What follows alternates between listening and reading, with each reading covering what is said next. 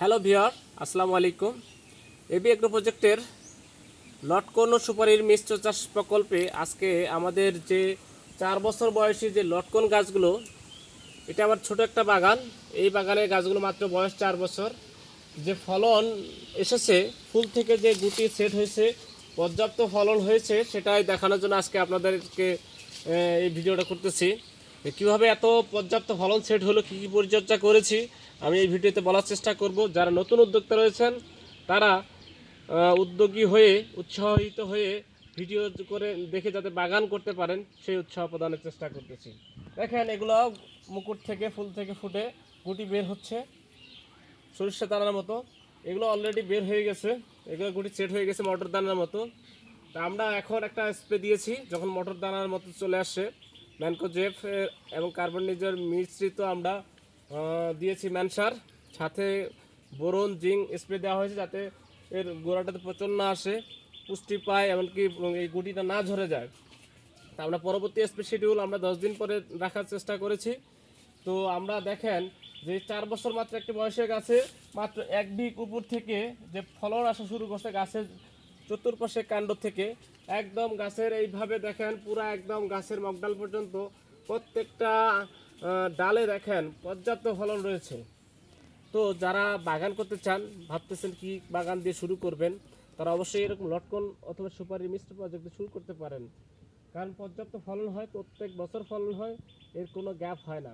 শুধু এটা না, আমরা যদি অন্যান্য গাছগুলো তো দেখি তাহলে একটু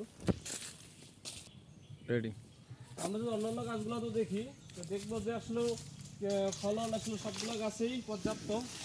এই গাছটাতে দেখেন গাছের একদম আগাল থেকে শুরু করে পর্যাপ্ত ফলন দেখেন প্রত্যেকটা ডালে ঝুলে আছে। আসলে একজন কৃষক বা উদ্যোক্তা বা এন্টারপ্রেনিয়রের তখনই ভালো লাগে, মনে তৃপ্তি আসে, আরও উৎসাহিত হয় নতুন নতুন বাগান করতে, যখন দেখে তার কৃষি প্রজেক্টের ফলন দেখেন কত সুন্দর হয়। এরকম পর্যাপ্ত ফলন হলেই একজন উদ্যোক্তা উদ্যোগ গ্রহণ করে। তো ভিউয়ার্স, আপনারা যারা নতুন বাগান করতে আগ্রহী হন তারা এরকম সুপারি দেখেন, প্রত্যেকটা সুপারি গাছেও পর্যাপ্ত ফলন রয়েছে, আবার সুপারি ফলন আসতেছে। তো সুপারি এবং লটকনের মিশ্র চাষ করে লাভবান হতে পারবেন। কারণ সুপারির হালকা ছায় লটকন খুব স্বাচ্ছন্দ্য বোধ করে, হালকা ছায়া প্রয়োজন হয়। তো একই জায়গায় একই সময়ে দুইটি ফসল চাষ করে অধিক লাভবান হওয়া যায়। তো কৃষিকে আধুনিকায়ন করতে গেলে কৃষি থেকে সর্বোচ্চ যদি আপনি সুফল পেতে চান, তো অবশ্যই প্রযুক্তি নির্ভর এমনকি আধুনিক বিজ্ঞানসম্মত পায়ে হাইডেন্সিতে আপনার বাগান করতে হবে।